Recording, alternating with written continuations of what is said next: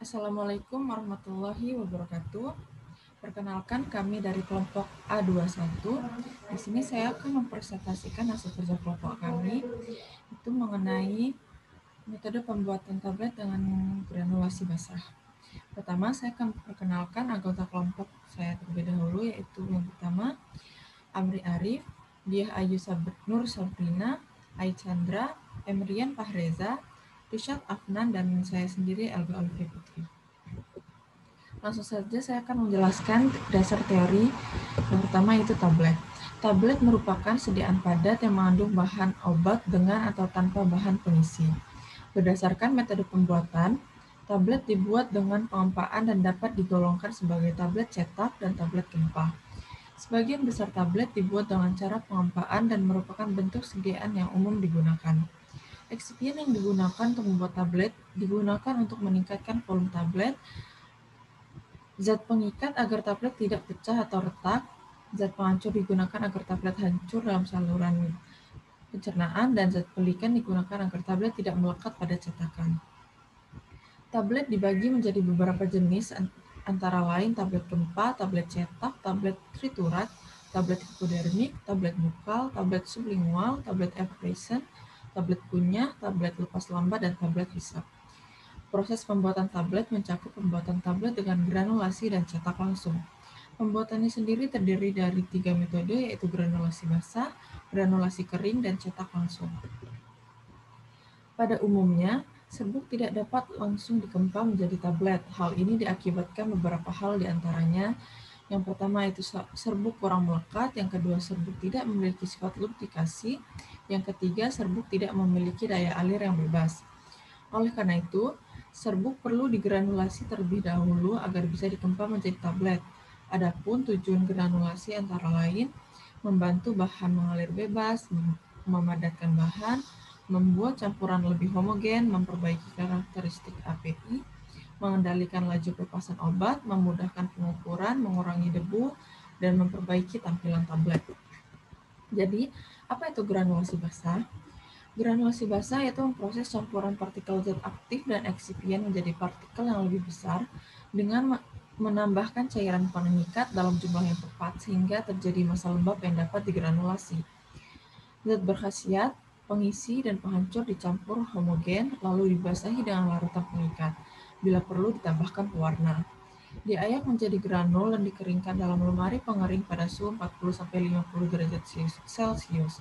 Setelah kering, diayak lagi untuk memperoleh granul dengan ukuran yang diperlukan. Tambahkan bahan pelikan dan dicetak dengan mesin tablet. Selanjutnya yaitu prosedur kerja menggunakan metode granulasi basah. Yang pertama itu penyiapan bahan pengikat. Ditimbang bahan pengikat dan dimasukkan ke dalam gelas beker, lalu dilarutkan dengan aqua secukupnya dan diaduk dengan batang pengaduk sampai terlarut sempurna. Lalu, zat aktif dan eksipien digerus secara terpisah. Zat aktif dicampurkan dengan bahan pengisi, bahan penghancur, dan diaduk hingga homogen. Lalu dibuat massa basah menggunakan planetary mixer dan ditambahkan ke dalamnya larutan pengikat yang telah dibuat secara bertahap. Lalu dibentuk granul dari massa lembab dengan osilating granulator menggunakan ayakan nomor 10-14. Dipindahkan granul lembab ke atas loyang pipih, dikeringkan dengan oven pada suhu 100 derajat Celcius. Lalu dievaluasi granul meliputi granulometri, volume ruah, volume 4, kecepatan alir, dan perhitungan kadar lembab. Diayak granul menggunakan ayakan ukuran 16-20 mesh, lalu dicampur dalam fase luarnya. Lalu dilakukan pengempaan granul menggunakan mesin gempa hingga menjadi tablet dan dilakukan evaluasi tablet meliputi keseragaman ukuran, kekerasan, viabilitas, keseragaman bobot, dan waktu hancur. Selanjutnya, yaitu perbedaan formula keempat resep. Seperti yang terlihat di layar, perbedaan dari keempat resep ini terdapat pada eksipien zat pengikatnya. Pada resep 1 menggunakan musilago amili 10%, resep 2 menggunakan musilago amili 8%, dan resep 3 menggunakan PVP 5% dengan pelarut air, dan resep 4 menggunakan PVP 5% dengan pelarut etanol. Seperti yang dikatakan tadi, pada resep 1 menggunakan eksipien pengikat musilago amili 10%, sedangkan resep 2 menggunakan eksipien musilago amili 8%. Perbedaan persen dari ekspien pengikat yang digunakan mempengaruhi viskositas dari suatu tablet. Semakin besar kadar bahan pengikat yang digunakan, maka semakin besar pula viskositasnya. Artinya, kemampuan mengikat bahan-bahan penyusun tabletnya juga semakin besar, sehingga memungkinkan koefisien migrasi obat sangat kecil. Semakin besar koefisien migrasi obat, semakin memungkinkan terjadinya ketidakseragaman kadar zat aktif dalam tablet. Sedangkan pada resep 3 dan 4 menggunakan pengikat PVP. Pada penggunaan amilum sebagai bahan pengikat, yaitu dapat menghasilkan tablet yang rapuh sehingga waktu disintegrannya lebih singkat, tetapi sulit dikeringkan. Tetapi menggunakan PVP menghasilkan tablet yang tidak keras dan waktu disintegrasinya cepat, tetapi sedikit higroskopis. Granul dengan PVP memiliki sifat alir yang baik, sudut diam minimum menghasilkan finus lebih sedikit dan daya kompaktibilitasnya lebih baik. PVP sebagai bahan pengikat dengan keuntungan sebagai perekat yang baik dalam larutan air atau alkohol, sehingga diharapkan dapat menghasilkan larutan yang tidak meninggalkan residu. PVP tidak memberi rasa pada sediaan akhir serta mempunyai kemampuan sebagai pengikat kering. Perbedaan penggunaan pelarut dalam resep 3 dan 4 dalam pelarut etanol menghasilkan granul dengan daya kompresi yang baik, sedangkan penggunaan pelarut air menghasilkan granul dengan kadar ketempaan yang baik sehingga variabilitas yang dihasilkan juga baik. Selanjutnya hasil dan evaluasi dari keempat resep. Yang pertama yaitu hasil dari resep pertama dengan evaluasi granul, yaitu uji granulometri dengan prosedur melewatkan granul pada satu seri susun ukur pengayakan. Pengayakan disusun bertingkat dan susun pengayakan ditempatkan di atas mesin vibrator selama waktu tertentu. Lalu granul ditimbang yang tertinggal di atas pengayak, lalu dibuat kurva distribusi ukuran normalnya.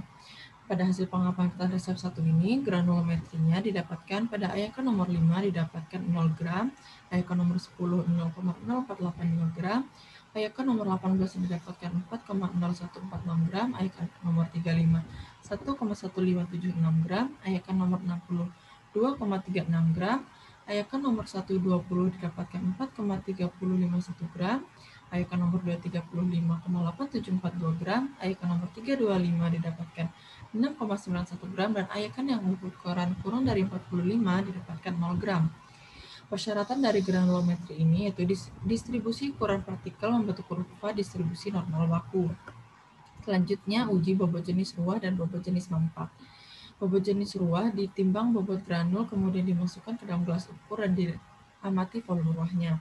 Bobot jenis ruahnya didapatkan 0,525 gram per mililiter dan bobot jenis mampatnya didapatkan 0,6176 gram per mililiter. Lalu uji kadar mampat dengan dimasukkan sejumlah granul ke dalam gelas ukur, lalu volume dicatat, kemudian dilakukan pengetukan dengan alat sebanyak 0, 50, dan 500 ketukan lalu diukur volumenya. Sehingga didapatkan persen kadar mampatnya itu 15% dengan persyaratan 5-15% dapat dikatakan baik sekali, 12-16% dikatakan baik, 18-21% agak baik, 25-32% buruk, 33-38% sangat baik, sangat buruk, dan lebih dari 40% sangat buruk sekali. Lalu uji kecepatan alir dilakukan aliran dengan metode corong, dimasukkan sejumlah granul di dalam corong yang terdapat pada alat. Didapatkan rata-ratanya itu 1,67 gram per sekon, dengan syarat aliran granul yang baik yaitu melebihi dari 4 gram per sekon. Lalu uji kandungan lembabnya dilakukan dengan dimasukkan 5 gram granul ke dalam piring, diratakan dan dimasukkan ke moisture balance dan telah ditata sebelumnya. Lalu dipanaskan pada suhu 70 derajat Celcius dan diukur kadar lembab setelah pemanasan. Kadar lembab granul yang didapatkan yaitu 0,94% dan syarat dari kandungan lembab ini yaitu 1-5%. Lalu ada evaluasi tablet dengan jenis uji keseragaman ukuran, mana sebanyak 20 tablet diambil secara acak lalu diukur diameter dan tebalnya menggunakan jaga sorong. Dihasilkan rata-rata diameter tablet yaitu 0,445 cm dan rata-rata ketebalannya 0,7255 cm. Dengan syarat diameter tablet tidak lebih dari 3 kali dan tidak kurang dari 1/3 kali tebal tablet.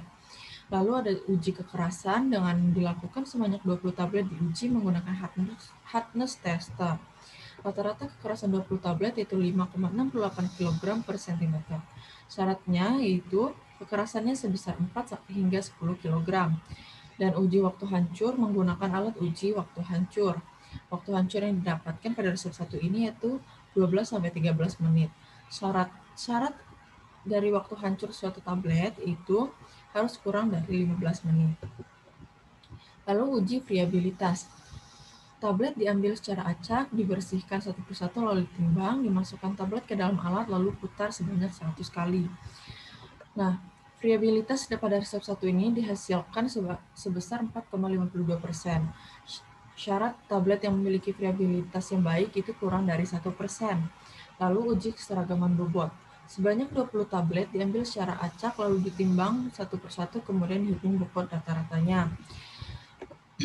Hasil pengamatan dari keseragaman bobot ini, range pada kolom A didapatkan 0,27875 gram sampai 0,317125 gram, dan range kolom B didapatkan 0,25075 gram sampai 0,33925 gram.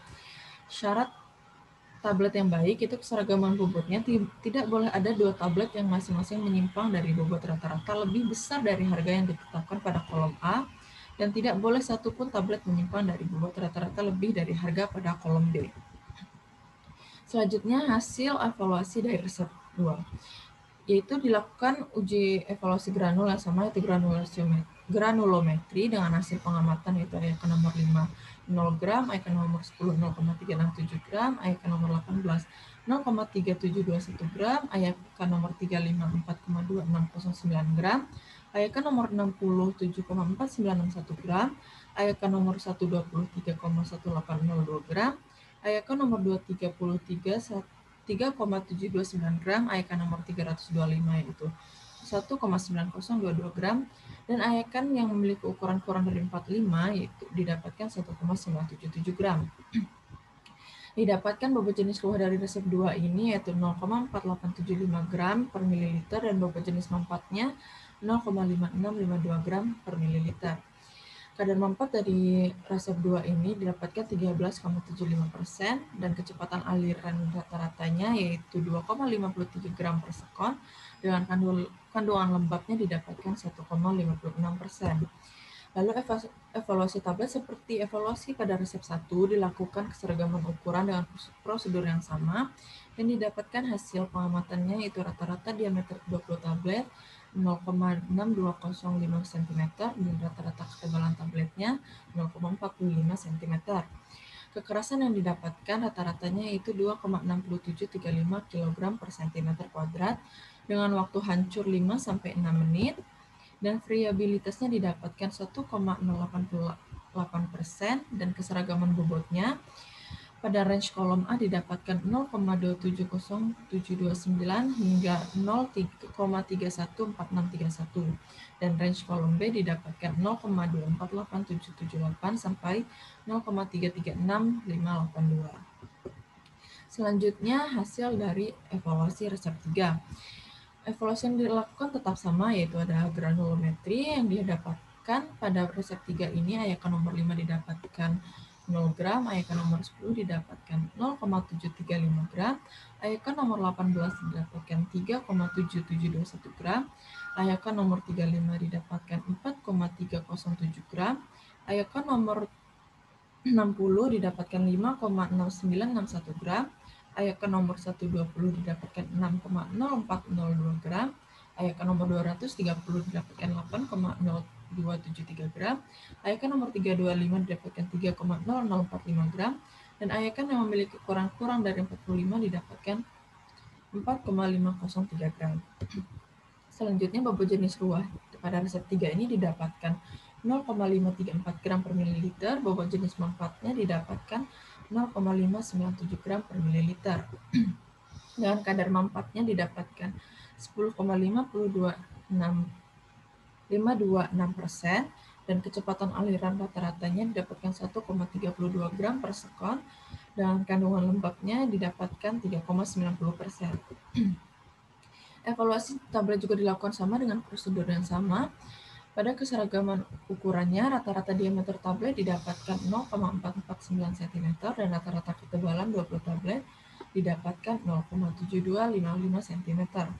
Dan kekerasan rata-ratanya didapatkan 5,68 kg per cm. Waktu hancur yang didapatkan yaitu 12-13 menit. Lalu uji friabilitas didapatkan 0,76 cm dengan keseragaman bobotnya pada range kolom A didapatkan 0,272875 gram sampai 0,317125 gram dan range kolom B didapatkan 0,2507 gram sampai 0,33925 gram.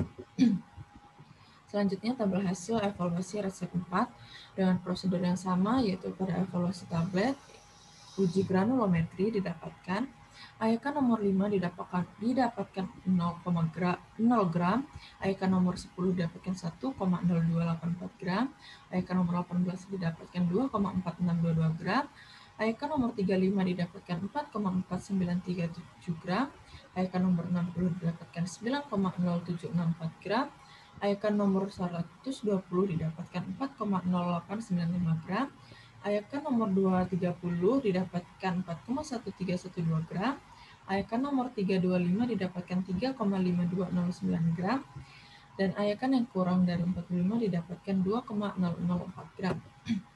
Lalu, bobot jenis ruahnya didapatkan 0,47 gram per mililiter dan bobot jenis manfaatnya didapatkan 0,5371 gram per mililiter. Dengan kadar manfaat yang didapatkan yaitu 12,5%, kecepatan aliran rata-ratanya 6,4 gram per sekon, kandungan lembabnya didapatkan 2,3%. Pada evaluasi tablet, pada resep 4 ini dilakukan uji keseragaman ukuran yang didapatkan rata-rata diameter 20 tabletnya yaitu 0,8355 cm, rata-rata ketebalan 20 tabletnya 0,564 cm. Kekerasan rata-ratanya 20 tablet didapatkan 5,2725 kg per cm kuadrat dengan waktu hancur yang didapatkan yaitu 11 sampai 14 menit. Friabilitas yang didapatkan yaitu 0,3% dan keseragaman bobot pada range kolom A didapatkan 0,269841 gram sampai 0,313599 gram dan range kolom B didapatkan 0,247960 gram sampai 0,335478 gram. Selanjutnya pembahasan dari evaluasi keempat resep. Evaluasi granulometri ditujukan untuk mengetahui penyebaran ukuran granul dengan menggunakan ayakan bertingkat, di mana syarat dari evaluasi ini yaitu distribusi ukuran vertikal membentuk kurva distribusi normal baku. Pada resep 1 diperoleh hasil kurva yang membentuk distribusi normal baku sehingga hasilnya ini memenuhi persyaratan. Pada resep 2 diperoleh hasil kurva yang tidak membentuk distribusi normal baku sehingga tidak memenuhi syarat dari evaluasi granulometri itu sendiri.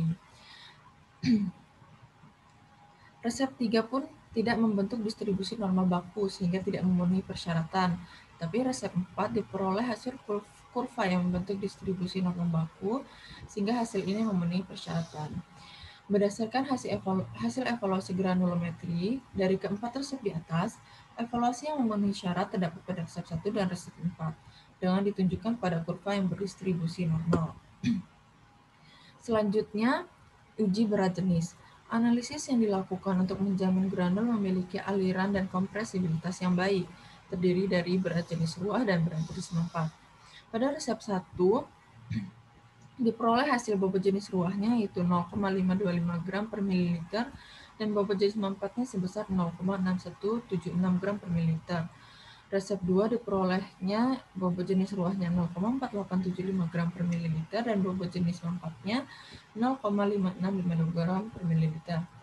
Resep 3 diperoleh bobot jenis ruahnya 0,534 gram per mililiter dan bobot jenis manfaatnya yaitu 0,597 gram per mililiter. Resep 4 diperoleh bobot jenis ruahnya 0,47 gram per mililiter dan bobot jenis manfaatnya 0,5371 gram per mililiter. Hasil evaluasi dari berat jenis keempat resep di atas diperoleh besar bobot jenis ruah dan manfaat yang berbeda dari setiap resep. Hal ini dikarenakan volume ruah dan bobot jenis yang berbeda.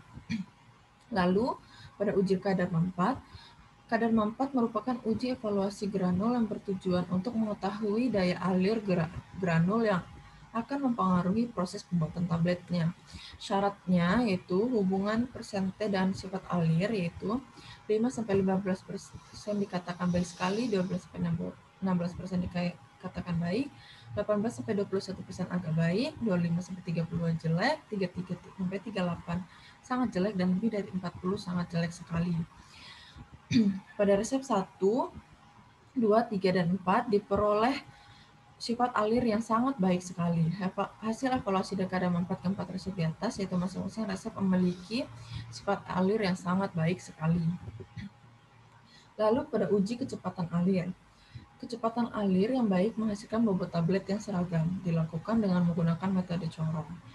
Resep 1 diperoleh hasil rata-rata sifat alirnya yaitu 1,67 gram per sekon dan dikatakan tidak memenuhi persyaratan. Resep 2 juga tidak memenuhi persyaratan, dan resep 3 juga tidak memenuhi persyaratan. Pada resep 4, didapatkan rata-rata dari sifat alirnya yaitu 6,4 gram per sekon, sehingga dapat dikatakan sifat alirnya memenuhi persyaratan kecepatan alir yang baik. Hasil evaluasi dari kecepatan alir keempat resep di atas, yaitu kecepatan alir yang baik diperoleh pada resep 4, di mana rata-rata sifat alirnya lebih dari 4 gram per sekon. Salah satu faktor yang mempengaruhi sifat alir yang baik yaitu bentuk dan ukuran partikel granulnya. Lalu, pada uji kandungan lembab merupakan uji menunjukkan kadar air yang tergandung dalam suatu granula. Syarat kandungan lembab yang baik pada granul ialah 1-5% dan baik pada saat penyimpanan. Pada resep 1 diperoleh kandungan lembab granulnya sebesar 0,94% sehingga dapat dikatakan kandungan lembabnya tidak memenuhi persyaratan. Dan resep 2, 3, dan 4 memenuhi persyaratan. Faktor yang mempengaruhi kadar lembab ini yaitu ketika terdapat sejumlah granul yang terbuang, maka akan meningkatkan presentasi kandungan lembabnya. Lalu pada evaluasi tablet dilakukan uji keseragaman ukuran. Uji ini dilakukan untuk memastikan bahwa tablet mempunyai ketebalan dan diameter yang seragam. Syaratnya itu diameter tidak lebih dari 3 kali dan tidak kurang dari 1/3 kali tebal tablet. Pada resep 1 diperoleh hasil rata-rata diameter dan ketebalan 20 tablet yaitu 0,445 cm dan 0,7255 cm, atau hasil ini memenuhi persyaratan. Resep 2 didapatkan ketebalan tabletnya 0,6-2,05 cm dan 0,45 cm, atau hasil ini juga memenuhi syarat. Resep 3 diperoleh hasil rata-rata diameter dan ketebalan 20 tabletnya yaitu 0,44 cm dan 0,7255 cm, atau hasil ini memenuhi syarat, dan resep 4 pun memenuhi syarat dengan rata-rata diameternya 0,8355 cm dan ketebalannya 0,564 cm. Hasil evaluasi keseragaman ukuran dari keempat resep di atas, yaitu semua resep memenuhi syarat dari hasil evaluasi keseragaman ukuran. Hal ini dapat dilihat dari rata-rata yang diperoleh pada diameter dan tebal tablet yang tidak lebih dari 3 kali untuk diameter dan 1/3 kali untuk tebal tablet. Lalu uji kekerasan. Suatu tablet harus memiliki kekerasan tertentu agar dapat bertahan terhadap guncangan mekanik pada saat pembuatan, pengepakan, serta berkaitan dengan waktu hancur. Tablet oral yang baik mempunyai kekerasan antara 4-10 kg. Sehingga berdasarkan syaratan ini, resep 1 memenuhi persyaratan, tetapi resep 2 tidak memenuhi persyaratan. Resep 3 dan 4 memenuhi persyaratan. Faktor-faktor yang mempengaruhi kekerasan tablet adalah tekanan kompresi dan sifat bahan yang dikempa. Semakin besar tekanan yang diberikan saat pengempaan akan meningkatkan kekerasan tablet.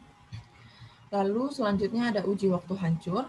Evaluasi ini bertujuan untuk menjamin bahwa tablet akan hancur pada cairan tubuh sehingga akan tersedia dalam bentuk molekulnya. Syaratnya pada tablet yang tidak bersalut, tablet harus hancur dalam waktu kurang dari 15 menit. Sehingga berdasarkan persyaratan ini didapatkan resep 1, 2, 3, dan 4 waktu hancurnya memenuhi persyaratan karena memiliki waktu kurang dari 15 menit. Hasil evaluasi waktu hancur dari keempat resep di atas yaitu tidak terdapat satupun tablet pada masing-masing resep yang tidak memenuhi syarat. Lalu dilakukan uji variabilitas. Uji kerapuhan ketahanan dijadikan indikator bahwa tablet memiliki kekuatan mekanis yang cukup sehingga dapat sampai pada konsumen dalam keadaan baik. Syarat persen variabilitas yang baik yaitu tidak melebihi dari 1%, sehingga pada resep 1 dan 2 diperoleh variabilitasnya 4,52% dan 1,68%, sehingga tidak memenuhi persyaratan. Namun pada resep 3 dan 4 didapatkan 0,76% dan 0,3%, sehingga variabilitasnya memenuhi persyaratan. Persen variabilitas dan fleksibilitas berhubungan dengan kekerasan suatu tablet, karena jika tablet memiliki kekerasan yang tinggi, maka persentase variabilitas dan fleksibilitasnya semakin rendah, dan begitu pun sebaliknya. Lalu ada uji keseragaman bobot. Tujuan pengujian keseragaman bobot ini untuk mengontrol mutu tablet yang merupakan indikator awal keseragaman kadar zat. Syaratnya tidak boleh ada 2 tablet yang masing-masing melebihi dari bobot rata-rata lebih besar dari harga yang ditetapkan pada kolom A, dan tidak boleh ada satupun yang menyimpang dari bobot rata-rata lebih dari harga pada kolom B. Lalu berdasarkan persyaratan tersebut, pada resep 1 diperoleh hasil dari 20 tablet yang diuji, di mana pada range kolom A yaitu 0,722875 gram sampai 0,317125 gram, dan range kolom B 0,25 gram sampai 0,33925 gram, sehingga pada resep 1 tidak memenuhi persyaratan. Begitupun pada resep 2, resep 3, dan resep 4 tidak memenuhi persyaratan. Hasil evaluasi keseragaman bobot dari keempat resep di atas yaitu tidak terdapatnya keseragaman yang sesuai pada tablet dari masing-masing resep, di mana masih terdapatnya tablet yang menyimpang dari bobot rata-rata tiap kolom. Menurut Lachman dan Lieberman, terdapat 3 faktor yang mempengaruhi keseragaman bobot tablet. Yang pertama, tidak seragamnya distribusi obat pada saat pencampuran bahan atau granulasi. Yang kedua, pemisahan dari campuran bahan atau granulasi selama proses pembuatan. Yang ketiga, penyimpanan berat tabletnya. Untuk memperbaiki keseragaman bobot, maka waktu alir granul perlu diperbaiki karena akan mempengaruhi kompresibilitas dan keseragaman bobot. Selanjutnya, kesimpulan formulasi terbaik dari keempat resep. Dapat dilihat pada tabel berikut, yang mana bobot jenis, kadar manfaat, dan keseragaman ukurannya pada resep 1, 2, 3, dan 4 semuanya memenuhi persyaratan. Sedangkan pada kecepatan alir dan keseragaman bobot yang memenuhi persyaratan hanyalah resep 4. Begitu juga pada uji kekerasan yang memenuhi persyaratan hanyalah resep 3 dan 4, sedangkan resep 1 dan 2 tidak memenuhi persyaratan. Dan pada uji granulometri yang memenuhi persyaratan hanya resep 1 dan 4, kandungan lembabnya yang memenuhi persyaratan hanya resep 2, resep 3, dan resep 4. Sedangkan untuk waktu hancur, semua resep, yaitu resep 1, resep 2, dan resep 3, dan resep 4 memenuhi persyaratan. Berdasarkan tabel evaluasi granul dan tablet dari keempat resep di samping, maka dapat disimpulkan bahwa resep yang memiliki formula terbaik adalah resep keempat, karena pada semua jenis evaluasinya, mulai dari evaluasi granul hingga evaluasi tablet, semuanya memenuhi persyaratan. Baik, berikut adalah daftar pustaka yang digunakan, dan ini merupakan tabel pengerjaan dari kelompok kami. Sekian presentasi dari kelompok kami. Terima kasih. Wassalamualaikum warahmatullahi wabarakatuh.